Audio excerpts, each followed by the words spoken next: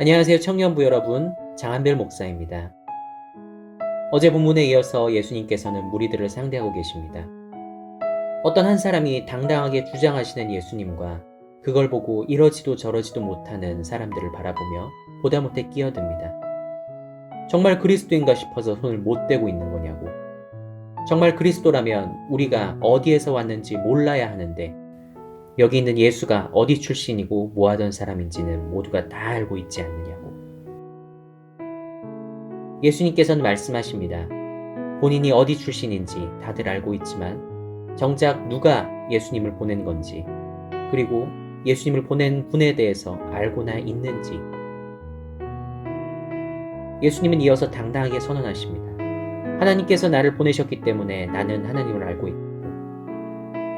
이 말씀이 끝나고 무리의 반응은 예수님을 잡아서 죽이고자 하는 반응과 예수님을 더욱 신뢰할 수 있게 되었다는 반응, 이렇게 두 가지 반응으로 나누어지게 됩니다. 예수님께서는 사람들의 반응과 상관없이 말씀을 이어가십니다. 조금 더 있다가 나를 보내신 분에게로 돌아갈 것인데 그때가 되면 그 누구도 나를 찾을 수 없고 내가 있는 곳에 올 수 없다고. 사람들은 의아해합니다. 도대체 얼마나 멀리 가기에 찾아갈 수도 없는 곳으로 간다고 그러는 것. 오늘 본문에서 예수님께서는 자신이 곧 있으면 십자가에 달리시고 부활하여 승천하실 것이라는 사실을 간접적으로 그 자리에서 선포하십니다. 하지만 그 자리에 있던 그 누구도 예수님께서 무엇을 말씀하시는지 완벽하게 이해할 수는 없었습니다. 또한 예수님의 말씀을 듣고 분노하여 잡아 죽이려고 했던 사람들조차 예수님께 손을 댈 수 없었습니다. 아직 하나님께서 정하신 때가 되지 않았기 때문이었습니다. 예수님께서는 철저히 하나님의 일과 하나님의 때를 위해 본인의 삶을 준비하셨고 그것과 관련된 자신의 정체성을 공공연하게 드러내셨습니다. 예수님께 중요한 것은 사람들의 공감이나 반응이 아니라 사람들을 살려내는 것이었기 때문입니다. 그렇기 때문에 예수님께서는 반복적으로 자신이 하나님께서 보내신 자라는 사실을 드러내셨던 것입니다.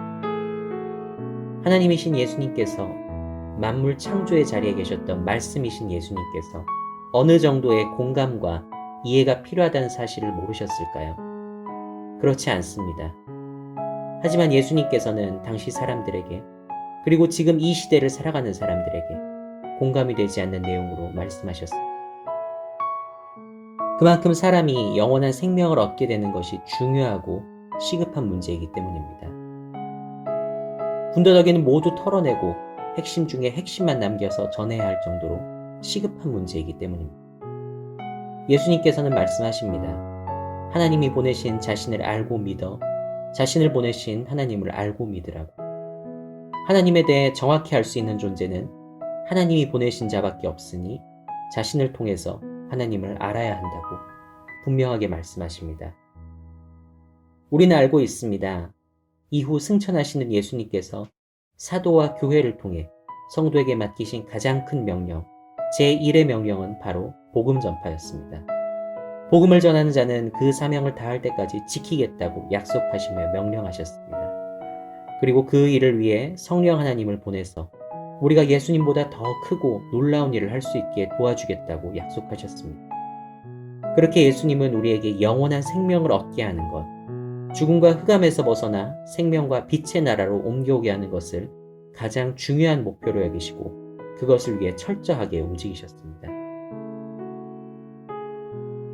2000년도 더 전에 선포하신 말씀이고 지셨던 십자가고 하셨던 승천이기 때문에 지금은 그 중요성이 떨어진 것이 아닙니다.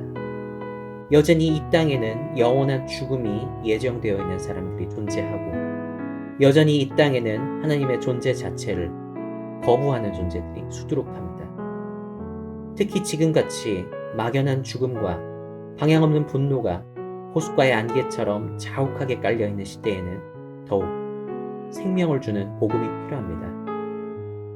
오늘 하루는 예수님처럼 사람들에게 영원한 생명을 주는 일을 가장 중요하고 긴급하게 여기며 나갈 수 있는 용기를 달라고 기도하는 그런 하루가 되기를 바랍니다.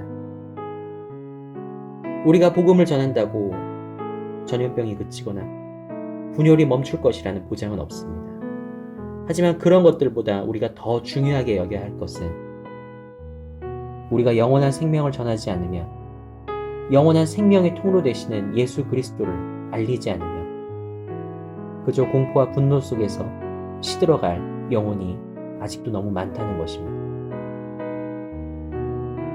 호의와 환영이 아니고 적의와 반발로 가득한 세상이기에 우리가 생명을 들고 나가는 것이 두렵고 겁이 납니다. 당연한 것입니다.